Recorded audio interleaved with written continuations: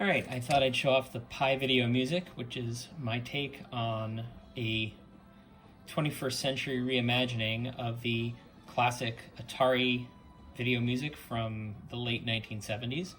A while back, there was a video from Techmoan reviewing this thing, and I'd been aware of it for a while, but it got me thinking. I think somewhere in that video or a subsequent one, he suggested that someone make a modern revision of this, and I thought, why not?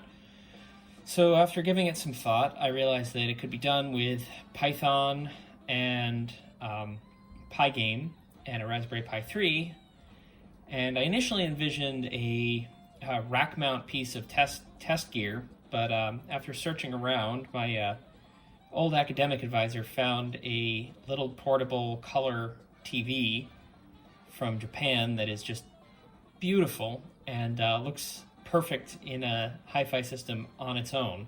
So I ended up, combined with my little metal Pi 3 case on the old Pi 3 that I had floating around, decided to just use it as is. So what I've come up with is a pretty straightforward,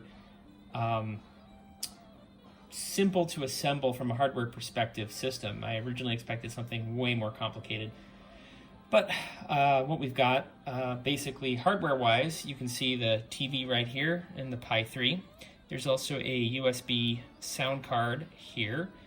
And then there's a little USB isolator right here. And the reason for that is because the Pi 3's composite video bleeds through into any audio system that you plug in. You can actually hear the tone of the video itself on the audio loop back, or at least on all the systems I tried it on, that was the case. I think it should be noise free, and you probably won't need a USB isolator if you use a HDMI monitor instead, but there's something about the beauty of an actual CRT that I think makes this system really pop, and you get some nice little composite effects on a bigger screen CRT, which also give it that retro 80s feel. Also, because these cheapo sound cards are mono input, that's fine. I'm only using one channel of audio for my visualization, but we need to mix it down, and we're essentially doing that by just shorting the left and right both to the input, but that would short your output. So I've got a headphone amplifier right here that I bought off Amazon for a few bucks in line with it, and that's just to separate and stop the loop back. I also tried one of these cheapy USB isolators off Amazon. For some reason it doesn't work with a Raspberry Pi. I'm not able to actually see the sound card. It just doesn't appear, doesn't talk to it anymore. So maybe this is defective, maybe this was cheap, but I have this one from electronicshop.dk, which works well. I originally bought that for some biomedical experimentation back in school.